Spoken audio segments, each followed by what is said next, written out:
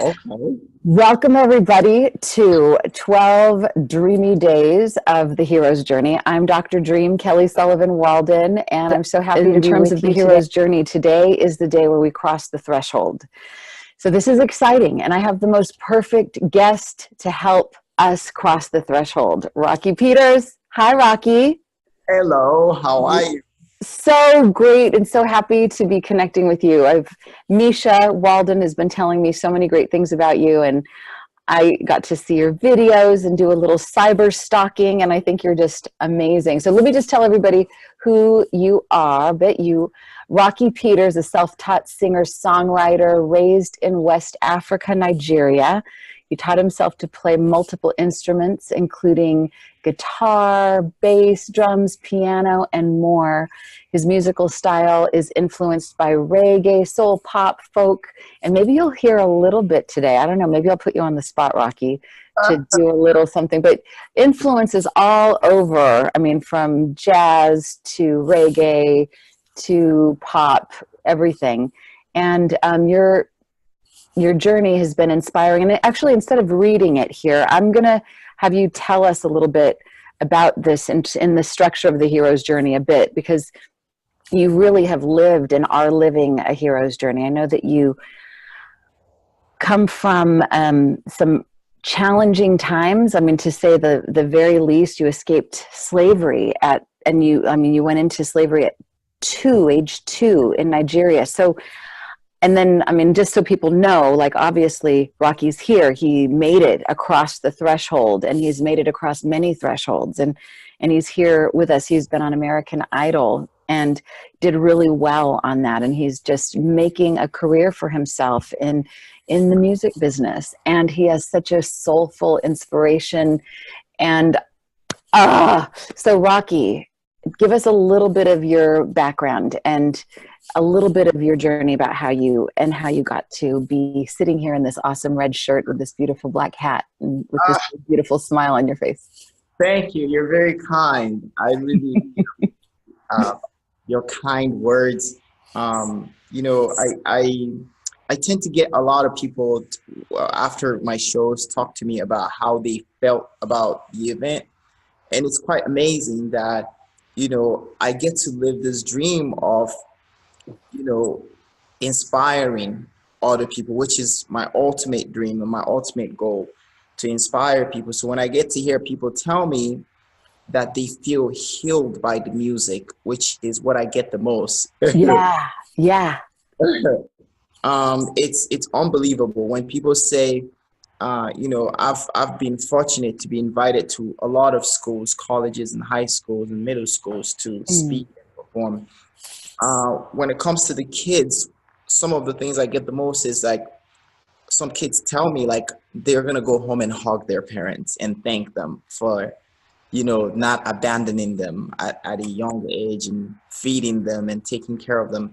So I get to hear other people's stories as well. It's quite powerful. But I have a very long story, so I'm gonna try to cut it very short by if I share a poem with you about my journey. Oh, please. Yes. Okay, so obviously, like, it's just a snippet of my journey. Okay. So I want to start this by saying that my intention is not to put myself on a pedestal above anyone. I believe that we all have different stories. Everyone is going through something. And I cannot pretend that I could possibly handle any challenges that you have or things that you've been through. There's no way I cannot pretend that I could walk in your shoes and be able to overcome what you've been able to overcome.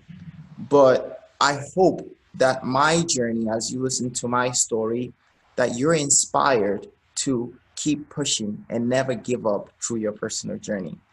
Here goes. This is my story, not for my glory. Aspire to inspire is the reason why I do this. I was born in America, but abandoned in Africa. When I was 2 years old, Mom and dad hit the road. Though my older brother died, I found a way to stride. I grew up in the streets, digging trash for food to eat. Life was crude, I was nude. Hiding pain in happy mood was my coping attitude as I traced my latitude. When I was 5 years old, I was wise with my eyes. I was leaping like the frogs and avoiding dealing drug, escaping dogs, malaria bugs that would take my life, but I was strong. Strong in my song. When I was 8 years old, I was a slave. For 6 years, I was a slave. Thank God I'm not engraved. Singing songs every day somehow took the pain away. If you feel some kind of way and it hurts to the bone, lose yourself in my song. Here with you, you're not alone.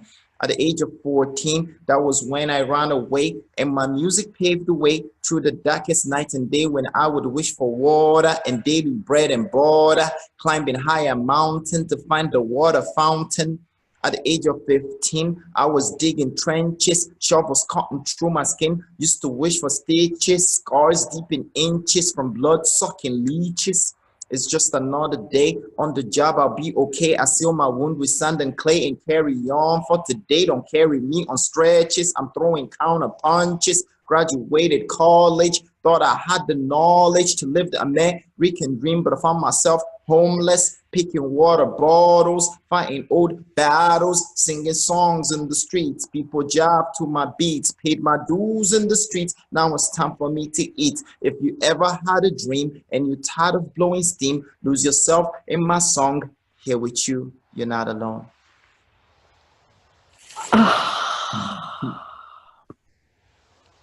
Wow. Oh my God.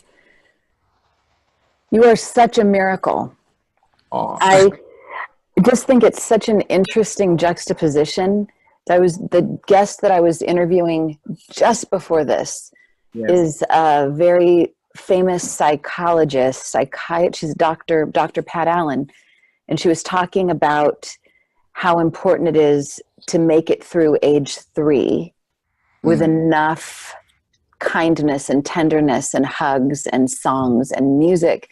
And basically, if you don't get that by 3, there's no hope for you. And yet you were abandoned at 2.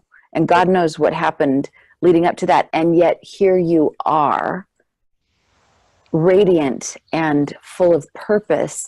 So what do you attribute that to? I mean, statistically, you are literally like a unicorn. Like this is not possible. And yet here you are. What do you attribute this to? I would say I am very, very fortunate. I feel extremely lucky because through my journey, despite the obstacles, despite the trials, there's always been once in a while someone who is just a good Samaritan that comes and says, at this part of your journey, you're not going to be alone for the next 2 weeks, sometimes it's 3 weeks, sometimes the next month. At this part of your journey, I am going to be able to contribute either words of wisdom or for this particular time of the day, I want to give you this piece of bread to help you carry on, even though I don't have anything else, but I have this little piece of bread. I remember growing up in Kabbalah Donkey in Nigeria, in Kaduna, and I roamed the streets with the poorest kids of the society. My younger brother and I roamed the kids with the poorest kids of the society, known as the Almajiris. And we seldom asked for money. We asked for food. Whenever any one of us got food, it was 6 to 8 of us in a group. And whenever we got food, we split it. If someone gave us like a little bread, we split it with each other. And there was so much joy to be able to be the one that won the bread for the group, that no matter how small it was. So yeah, so so I would say, like, for me, I've been extremely lucky. And I look back at the situation, although I was enslaved at the age of 8, much worse things could have happened. Like some of the kids in the Almajiri group, and there are other Almajiri groups as well, they would go missing. Kids we know and see, they would go missing and they've been kidnapped and never to be found ever again. Some of them went into joining gangs at a very young age, and it only takes a piece of bread to steal and kidnap a kid, and something as little as that's how some kids in some of those villages, I'm not saying the entire continent of Africa is that Of way, course, of course. that way. Just a disclaimer for some people that might be like, well, I had a wonderful life in Nigeria. Well, Right. like, I'm not talking about you. I'm talking about, you know, my personal journey and the journeys of some of the kids that have to struggle in the streets. And, you know, what armed robbers would do, they would take kids and give them guns and tell them, we'll feed you. And, you know, they would use the gun to like try to stop cars in the middle of the road. It doesn't matter to the adult armed robber if the kid gets run over by a car. You know what I mean? Right. You know, they use the kids to stop the cars and then they go rob the cars. Mm. And many other things. Some kids were enslaved in places they didn't recognize, you know, Right. and some kids to be sold into sex trafficking. Just so many other things that could have happened, and I feel very fortunate. What can you tell us a little bit? I mean, when we hear slavery, like there's so many images that are conjured. You know, um, give me a little. I mean, you were a child. You were 5 or 6. So for me, What was that like? I mean, tell me a little bit about that, even though, you know, I know we're kind of being short and about this, but I'll give us a little window into what that was like. well, for me, for my personal journey, it really like it's like in Africa till this day, especially Nigeria, indentured servitude still exists. Right. There is a thin line a lot of times between an indentured servant who has a good master and all they do is they work, you know, and they may overwork, but they're not insanely abused. They don't have scars. They're not beaten all the time. Right. Like a thin line. And a lot of parents have usually like agreements. Like if you come from a very poor family and your parents don't have any money, they could like give you up for like 3 or 4 years or even 5 years to someone who's wealthier so you could go work for that person. Was that the case with your mom and dad? No, with the case for my mom and dad, we were taken advantage of because we didn't have an adult. Me and my younger brother didn't have an adult supervision. Well, So where was your mom and dad though?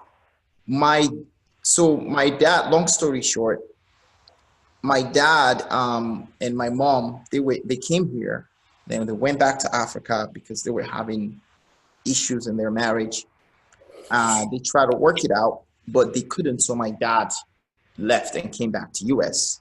Mm. My mom stayed, but my mom had some she was mentally unstable. Okay. She wasn't always there mentally. Mm-hmm. So she didn't always know what was going on with me and my brother. At the time my older brother had died, she didn't know what was going on with, you know, me and my younger brother. That's how we ended up in the streets. Oh, what happened to your older brother, if you don't mind me asking? My older brother, from what I heard, because I don't remember the details on how he died, You were little. what I heard is like just the shock, you know, being born in America and then going out there and being already old enough, the change of environment, the change of food and everything. And then to add on top of it, he had you know, like malaria and convulsion. That was the final thing that took his life. Mm. Yeah, and like Mm. I said in the poem I just recited, malaria almost took my life many times. A good example of answering your question, like how am I on the right track? And I keep saying I feel very lucky. You know, when I was a kid, there was a time I was really sick, and although my mom was not always there, this particular day she was completely aware, and I just happened to be around her 1-bedroom apartment in Kabbalah Donkey. And she got scared and she piggybacked me on her back and walked for miles, God knows how many miles, but it was a very far distance. We get to the hospital. We got there at night and she laid me on the ground and she had no money and she couldn't, if you don't have money in a lot of these hospitals, they just let you die. Mm. And I was shaking. I was really sick. And a Mm. lot of people walked by and didn't care, but a random Good Samaritan, a doctor, offered to help us. And, he took care of me, got me back to, give us some medicine and even give us some food, money for food and transportation. Wow. And Wow. I was just a kid, but that left a lasting impact in me. I wanted to be just like that doctor. Mm. At a very young age, I said to myself, I want to be like this doctor. Now, I never once, how kids grow up thinking, oh, when I grow up, I'm going to be an artist. I never once thought I was going to be an artist. I just knew I wanted to heal people. Mm-hmm. And Mm-hmm. I had that desire and that got stuck in my mind to the point where I started having interest in sciences. The older I got, started having interest in biology, chemistry, because I wanted to be like that guy. I Mm-hmm. wanted to help people do what he did for me. And, through college was when you know, I was going through a lot. I was back here in America. I was going through a lot, and that was when I decided to be a professional musician because I was going through a lot of pain. I started asking myself, how were you able to overcome what you overcame in Africa? And the answer was very simple: it's music. Yeah. I lost myself in my music. I lost myself in writing about my problems and singing them every single day. And I wasn't singing to be famous or to be an artist. People don't even have that dream from where I came from. You don't Right. dream of being famous or being, yes, you sing and people admire your music. And if you have the talent, people like would clap and people would wonder, how did you learn? But that's about it. I never crossed my mind to do music for a living when I was a kid. So in college was when I decided to tap back into the source that gave me healing, especially being here in America by myself, not having family members or anything like that.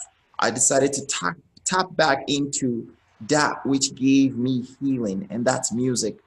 And it became an obsession.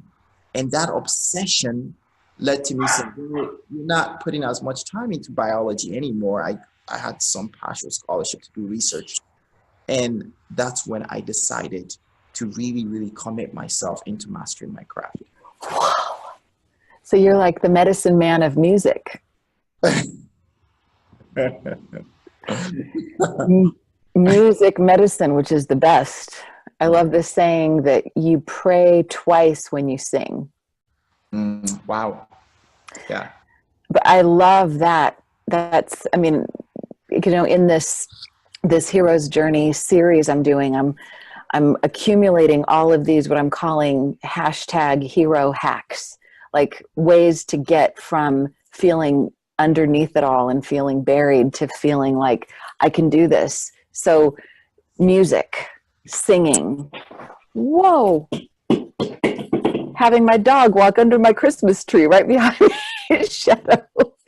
My dogs just want to be famous. They want to be on this. Sorry. All of that. She wants her presence heard. Make a joyful noise. So I think that seems like one of the ones I think people will get from this. Like, if you're down, sing and or listen to music, right? Or like something that lifts your spirits. I mean, in your music video, it's Good Day, or I'm gonna have a. What's the exact title? Yes, Good Day. Good Day. Good Day. There's this spirit in you. I mean, I see it right now. And for those who are watching, they'll see you. And those who are listening will hear it. But in that music video, can people just look it up on YouTube? Can they just look up? If you just type Rocky Peters? Peter. Good Day? Yeah, there's no S in the last name. It's Rocky Peter. Rocky Peter. So there's this, like, it's like you're waking up on the streets. And most people would just be like this sucks. But you are bright because you woke up and there's all these beautiful things, and you just look for the beauty and you find it, and it lifts you up. And I mean, is that something that you do? And then you're accumulating all these bottles everywhere you go too, because that's, so tell us a little bit about the meaning and the symbolism in that music video, because I hope everybody sees that. Good Day, Rocky Peter. Thank you. Yeah. So that video was shot when I was still homeless. We started shooting the video when I was still homeless in the street. Wow. A guy named Starlin heard me singing one day, and he's like, "What are you doing with your voice? Like, more people should hear you." I was like, and at this time I wasn't on American Idol. I hadn't gotten on that journey yet. And he's like, we need to do something about your voice. Like, I'll volunteer to help you film. By the time we knew it, we had like 5 different camera crew volunteer to help film the story. And as we started filming, I get an email from Idol saying, "Hey, like, we want you to come and audition." Yeah. I love it. It's like that whole thing about if you want to jump on the train, get a running start. So it won't pass you by. You'll just jump right on it because you're like in motion. Exactly. So yeah, so it's literally like you said, taking action, right? It's easier for you and I to have this conversation, to talk, than it is for us to listen to what other people have to say to their problems. It's easier, however, to listen than it is to comprehend. Easier to comprehend than it is to apply what it's much easier to start on a journey than it is to continue on that journey and stay in motion. And one of the things that brings us down when it comes to staying in motion, it's the problems that we experience in our daily lives, the feeling of imperfection. So many of us wake up every day striving for perfection. So that feeling of imperfection, or maybe loneliness, or maybe aspiration to do more, could sometimes weigh us down, right? So, yeah. So that's so true. That's so true. That's a great point. Yeah. So with that song, even with the simplicity of the production, my way of saying, you could start with where you are. You don't have it all at the same time. You don't have to have it figured out at the same time. You could take that one step, then after that, take the next step and take the third step. Like, start where you are and live life with gratitude and hope.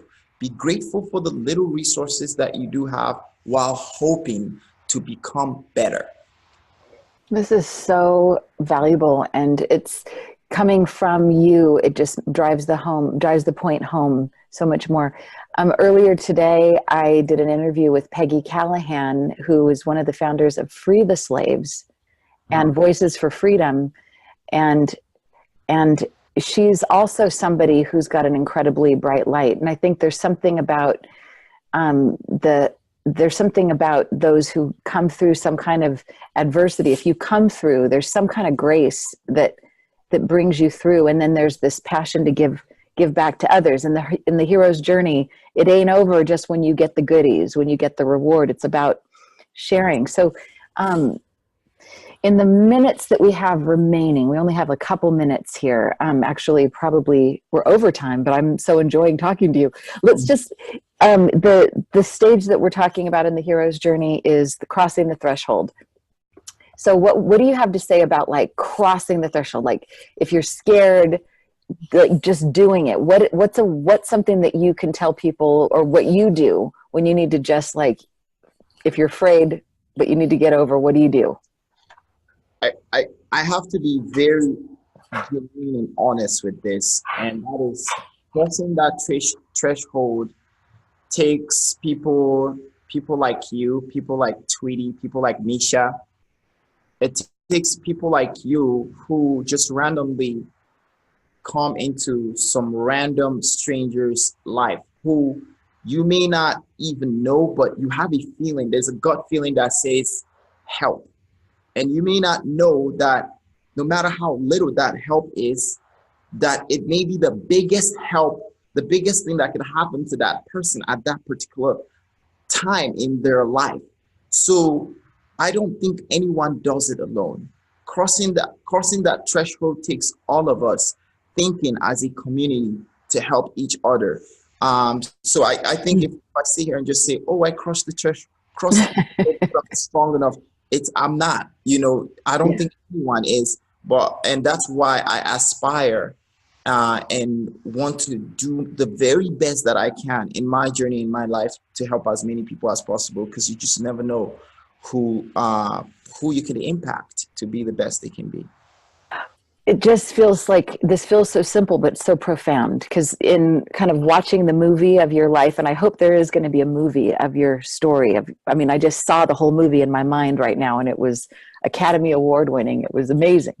But it seems like what I want people to see is how grace and people do show up. And I think sometimes what prevents people from seeing it might be their own core belief or their own inability to see that one angel with a piece of bread. They're too focused on the people that are walking by and ignoring them or being mean. But I think grace happens when you are attuned to it, and then it comes. I mean, that's something that I'm learning from you. So in our last minutes, because we're on the hero's journey, Dream Oracle, this is the box, these are the cards. I'm going to pick a card for you, but you're going to actually pick it, and then I'm going to give you a little reading, and then everybody who's watching and listening, this will be your message for the day too. So tell me when to stop. Stop. Okay, I'm going to pull this one then. All right. This one is called Dream Sanctuary, and you've got a naked woman. There you go. Woo! Okay. Rasuli, the artist, is very sensual. And this is, and the card is number 8. And here's your message. It is, drum roll please. Okay, this is about being home. It's saying attend to the simple things. At dusk, we encountered an elderly lady and her bagel shaking, walking toward us, teetering along with a walking stick, wearing a motoring cap and clenched a bundle of wildflowers. I said hello and asked her where she was going. She replied in Welsh, Radwig Yama Brathrad. We looked to Erica for a translation, and she said, I'm already there. Wherever I'm going, I'm already there. The message is your sleep zone and your dream zone sanctuary. It's where your sanctuary is, where you take it. It's with you wherever you roam. In fact, you are the sanctuary. You are a dreamer, and your presence provides the sanctuary for you and everyone that you approach on your path of life. Your dream orbit is the orbit in which you spin, dance, and live and love. Attend to the simple things to ensure harmonious flow in all your relationships. So this is kind of the overall thing. There's more to it, but the mantra is, I am safe and free to be energetically and physically naked, expressed in all things that I do. So you are free. You are safe. There you go. That's your message. Thank you. Rocky, thank you so much for being my guest today. Thank you for being our representative of crossing the threshold. You couldn't be more perfect and wonderful. I'm so glad that Misha is working with you and that she introduced you to me. You're an angel. Thank you. Thank you. It's a pleasure to chat with you today and to get to meet you here. I look forward to meeting you in person very soon. I look forward to that as well. Yes. Well, thank you so much. And everybody who's watching, know that you're a hero on a hero's journey wherever you're at. Listen to everything Rocky said and take it to heart. Watch his video, Good Day. And your website is rockypeter.com? Yes, and I'm also on Pandora and iTunes and Spotify. So that Good Day song is on those, yeah. And Good Day is a song that you need to loop, that you need to play all day. And I guarantee, no matter what's going on, no matter who's the president, no matter what Mercury is doing in retrograde or whatever, you're going to have a good day. Yes. This song is like perfect. It's like it goes right to the soul. So thank you, Rocky. Thank you so much. Okay, everybody, sweet dreams. Be the hero that you're meant to be. Yes. Until next time. Thank you.